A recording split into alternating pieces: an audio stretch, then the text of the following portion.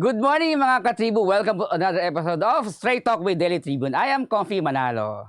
And joining us today is the Executive Vice President and Chief Operating Officer of Century Pacific Food Company, Mr. Greg Banzon, to tell us more about what's happening in the food industry these days. So, alam naman natin na the food sector is one of the heaviest affected industries or sectors because of the pandemic, especially yung mga food establishments.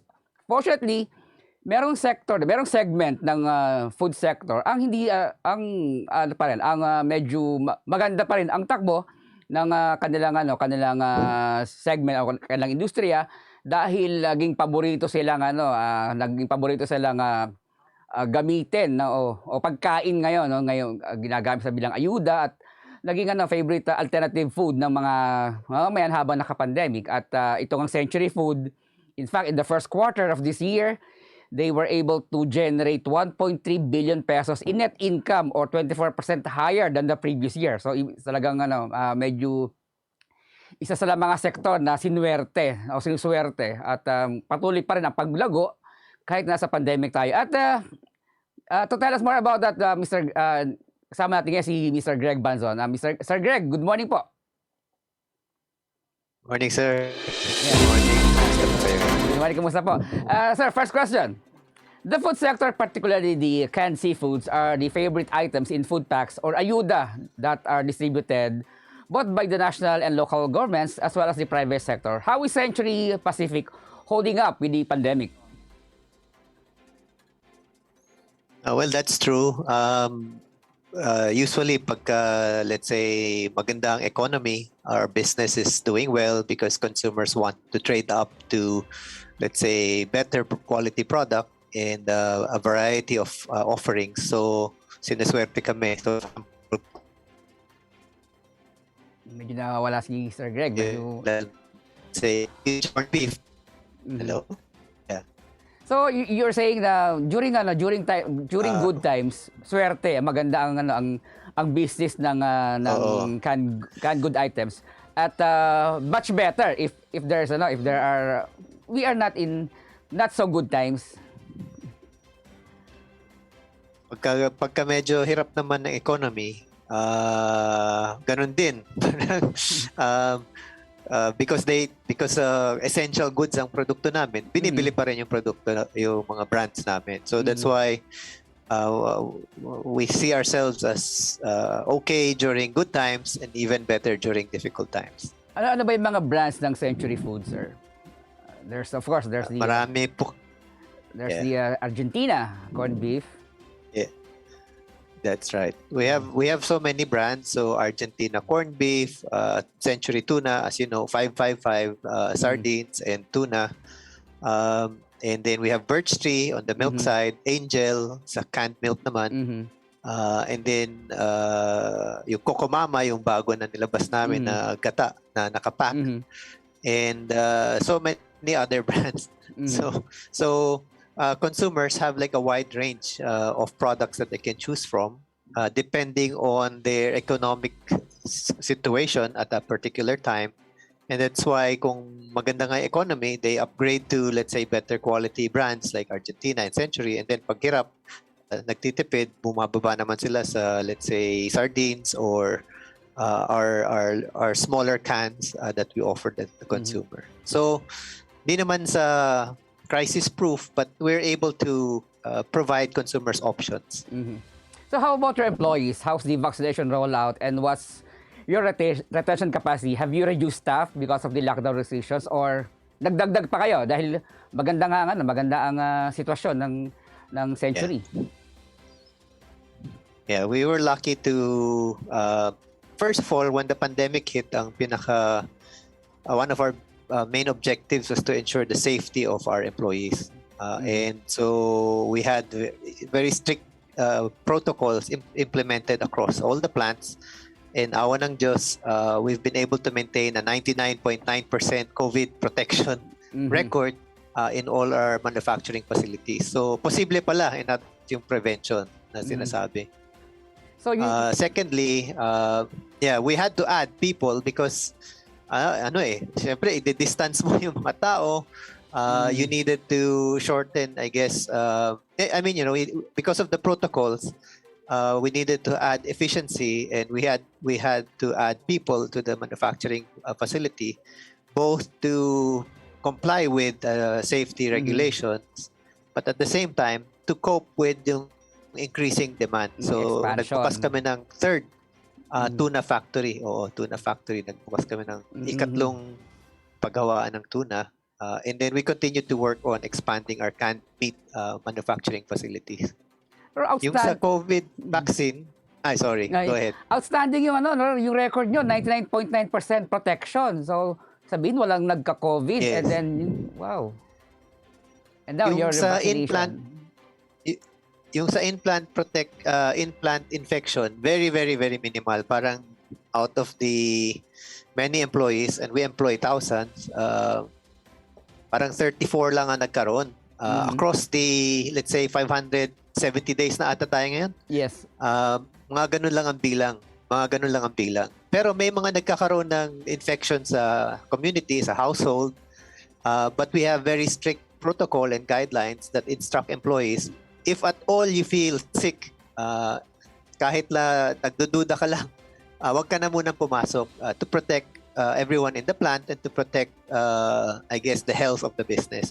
So musunod naman, our employees have been very compliant, and that's why we've been able to prevent an outbreak in our manufacturing facilities. How about the lockdown, sir? How's the status of lockdown, sir? Vaccination rollout. How's the vaccination sa mga empleyado? Well, we have, as you know, we have several manufacturing facilities. One in, let's say, in General Santos for tuna and coconut water. We have a meat plant in Laguna, a milk plant in Taguig. Then we have a sardine plant in Zamboanga.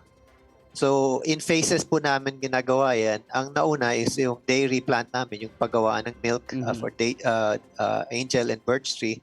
100% vaccination is expected as of 100% by end of this month for our dairy plant, as well as the office, yung head office employees. And our logistics team, yung nagde-deliver, kasi frontliners nga sila, inuna namin yun, naka 100% na kami dun sa logistics. Yung sa tuna plant, sardine plant, and meat plant, we expect to achieve 100% vaccination by end of October. It's a combination of, we encourage all of them to, kasi mga essential workers din naman yung iba dyan, na pumila dun sa LGU and provided them leaves to be able to get their vaccinations. And then plus, the company acquired vaccines through the efforts of Konegosyo to provide vaccines for our employees. So yun ang nakatulong sa pagbilis ng speed by which our employees are vaccinated, yung double dose. Anyways, tell us about your Superbad campaign, because Century Pacific is known for conducting or launching Superbad campaign every summer. So, but ngayon, halos 2 taon na tayo naka-lockdown at hindi siya natuloy, no? But how did it started and where is it going? Yeah. Well, actually, tinuloy namin eh. Every 2 years kasi ang Superbad. So, it was in 2020, yung kasagsagan ng lockdown, ng pagpasok ng COVID, before COVID started, we already kicked off Superbad. And then we had to pivot to yung ginawa naming online na lang, yung competition. Yung mga contestants were working from home, exercising from home, and then they were conducting kasi as you know, it's like a 6 or 7 week period from which they are first selected and then to the finals. So naging online siya, and then finally we were able to get IATF approvals to conduct an event, pero wala nang audience. So yung production crew na lang at saka yung mga participants, and then we had to spread the competition across 3 days of taping and actual judging. So para-paraan, like the safety of our employees, we found a way to conduct the contest with IATF approval by following the safety protocols of how production will be. So lahat naka-PCR, lahat merong mga testing, may distancing, and a limited number of people only per venue. So there was a winner proclaimed last year. So this year wala. Next year magkakaroon ulit, and we're already planning for next year's Superbad competition. So how do you plan to organize the next Superbad next year? Do you still see any challenge with the pandemic or with the COVID pandemic, or do you foresee a much better situation or scenario in the next summer? I think as of today, I read the report, there's already 37.8 million single dose vaccinations in the country and about 18 million double dose na. So nag-accelerate naman yung vaccination. And I know that Delta is a very serious, let's say, development. We need to be able to get people to have double dose to protect everyone from Delta. But if you follow that trajectory, the estimate is that there's another 40 million doses arriving in the fourth quarter. So yung and then plus the estimate for September is 20 million, 10 million of which has probably been administered. So pag binilang natin po lahat yan, that's going to be a total of let's say about 110 million single dose, I guess, if you were to 110 million total doses. And if you count the age group of 18 to, let's say, 18 and above, malaki-laking porsyento na ang mabavaccinate by that time. So I think the country will be fairly protected, maybe somewhere around 50 to 60% protected by that time. So I think if you look at other countries, they're starting to open up when they have about 40, 50% vaccination. So hopefully, our economy will be a lot more open by that time, and it will give us an opportunity to conduct a contest that is maybe regulated ang attendance, pero hindi na kasing hirap. But we will be prepared for whatever eventuality there will be. If we need to do it again virtually, we'll do it virtually. Okay, thank you very much for that information. When things starts to normalize, like we're all optimistic that things will start to go to be better in the coming months. When that happens, where do you see Century Food heading? Yeah, ang nagdadala sa atin ngayon this year is lumakas po yung export natin dahil other countries are starting to open up. And I think that's going to continue. The domestic demand is not as fast as what we want it to be, given siyempre maraming lockdown, and then the economy is somewhat challenged. But like what we've seen in other markets, when this vaccination process is actually accelerated or is implemented, the economy starts to be revitalized in a short period of time. So we expect some challenges into next year because of high costs. As you know, there's a global supply chain challenge. So tataas ang cost ng mga ingredients at saka mga inputs sa manufacturing. But we're confident that I think because of the reopening of the economy, demand will continue to be maybe encouraging is the best way of putting it. So what are your plans in the mid and long term, especially your plan to go international or to go global? Right. Yeah, we're actually in 81 countries already as we speak.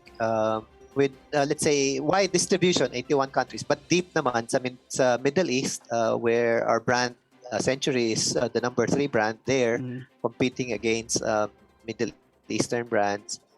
And then in North America, where there's like a big Asian and Filipino community, our brand is probably the number 1 ethnic brand in that space.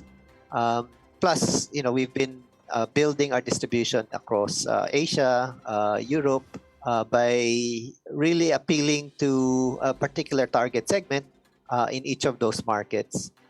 Sa China, we have a strong presence in supermarkets, Vietnam as well. I think we're the #2 brand in Vietnam and probably the top 2 or 3 brands in China in the supermarket space, especially in key cities. So we want to continue strengthening our market share positions in key markets.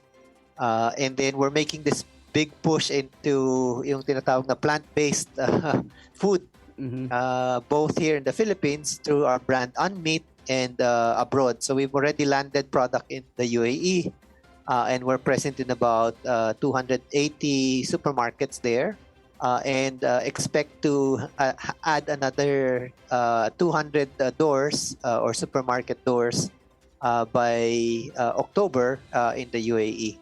We've already shipped some containers to the US, and we expect to start being present in supermarkets maybe within 2 or 3 weeks.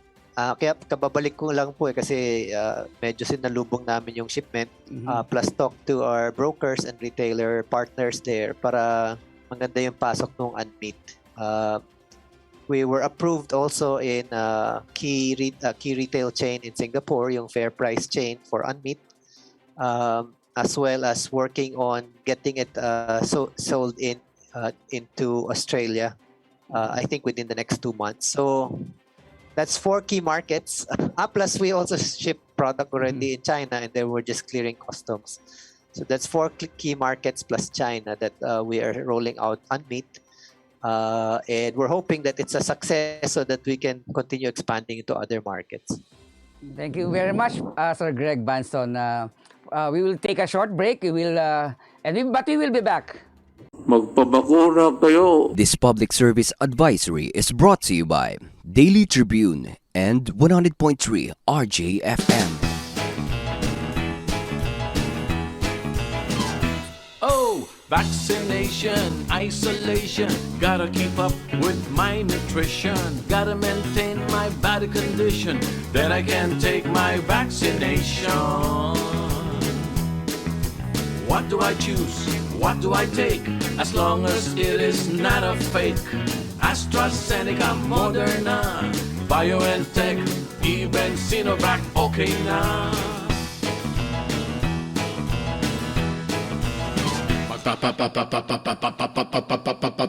Babakuna ka ba? Babakuna ka ba? Babakuna ka ba? Babakuna ka ba? Babakuna ka ba? Babakuna ka ba?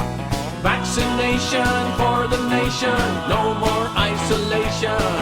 With vaccination. Babakuna ka ba? Babakuna ka ba? Babakuna ka ba? Babakuna ka ba? Babakuna ka ba? Babakuna ka ba? Babakuna ka ba? Paturok, paturok, paturok. This public service advisory is brought to you by Daily Tribune and 100.3 RJFM. Magpabakuna kayo.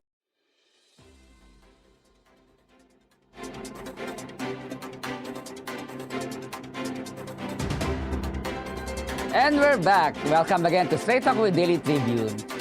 Still joining us is Mr. Greg Banzon, the COO, the Chief Operating Officer, and the Executive Vice President of Century Pacific Food.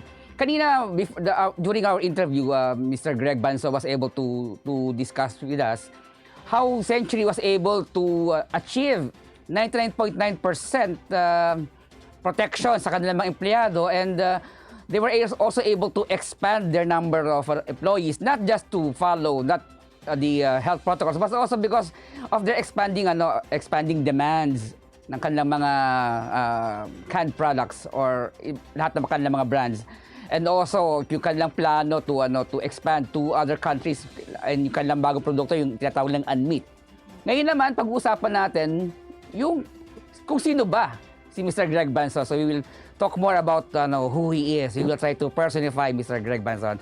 So, Sir Greg, you have been described as a marketing maverick. Sir. So, what is your main principle or main drive as a marketing person?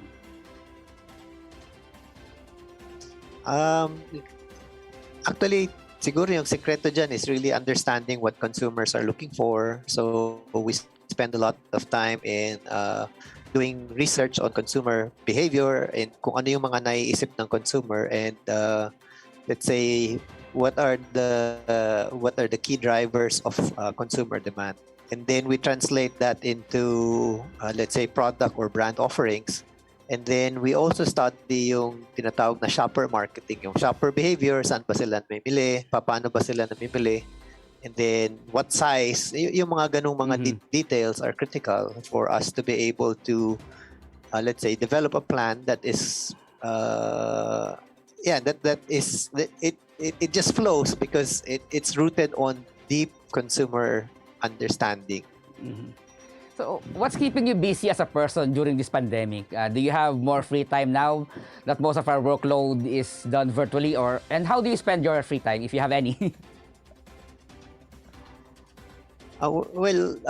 Because of Zoom or itong virtual na yung work from home, but we still report to the office from time to time, and then there are strict safety protocols there as well. Pero pag napansin ko, pag Zoom, maaga ang umpisa, late ang tapos kasi it's so convenient to call people to a meeting or to be called to a meeting. And nagiging sunod-sunod, so medyo nakakapagod. So I try to balance it off by continuing to work out. I am a triathlete. I have been a triathlete for at least 15 years. Kami yung mga early adapters, mga pioneers. I've also been a runner since I was 12. So more than 40 years of running for me. So it's part of my lifestyle. So I train every day, regardless of the weather. And I use that as a balance for, I guess, the workload that's required in helping run a company. And then, of course, spending time with your family, I think, is another element. Like my kids and I, we make it a point na since naka-lockdown naman, di sama-sama, syempre, kung kumain, and we try to find common activities, if and when possible at all. Plus, extra time for reading, I guess, and of course, praying, meditation and praying, I think, are critical to be able to sustain. So the pandemic has allowed you to spend more time with your family now.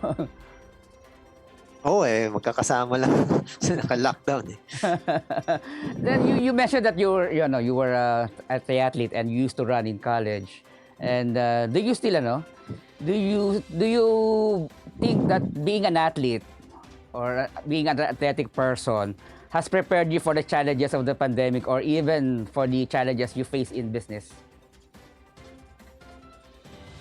Yeah, I think ang mga athletes or mga atleta kasi parang we're given, or to succeed you need to be drilled on discipline, perseverance, being able to have a positive outlook, to have a clear goal, and then to work towards that goal along with your teammates and a support system. So I think all of that applies to life in general and especially to work.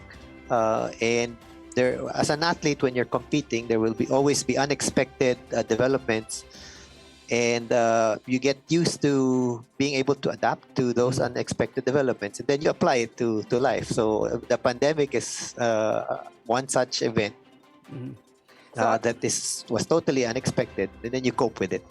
Aside from being a triathlete and reading, do you have any other sports or hobby? Yun lang eh. Parang it takes up a lot of time already, so that's what I do. I do a lot of writing, but I don't publish. I have maybe you should be one of our columnists. Maybe you should send your articles to us. Hindi, parang lang, mga thoughts lang yun at saka mga naiisip ko sa mga nangyari sa mundo and all of that. But I mostly keep it to myself. It's like, so that I can look back to what happened to the world, to life in general, observations, and yeah. Anyways, so do you have any message or parting words to our viewers, readers, and your market? Well, I guess this pandemic has taught us a lot of lessons, foremost of which I think is the importance of health. I guess it's nature's way of saying you have to eat healthy, maintain a healthy lifestyle, and to be able to not only survive but to thrive in a difficult and challenging situation. So it doesn't take much. I think consistency and perseverance, I think, of simple steps towards being healthy, I think is critical. So you have to eat healthy, exercise, have a positive mindset to be able to survive difficult situations like this. And it's not as hard as people think. You just have to have the mindset and the attitude to get there. Thank you very much, Sir Greg Banzon, the triathlete Salamat. and health-conscious EVP and COO of Century Foods Pacific. And he taught us today the importance of having a positive mindset and a positive attitude for us to survive this pandemic. Muli, ako si Komfie Manalo, and this is Straight Talk of Daily Tribune Straight Talk. Thank you very much. See you next week.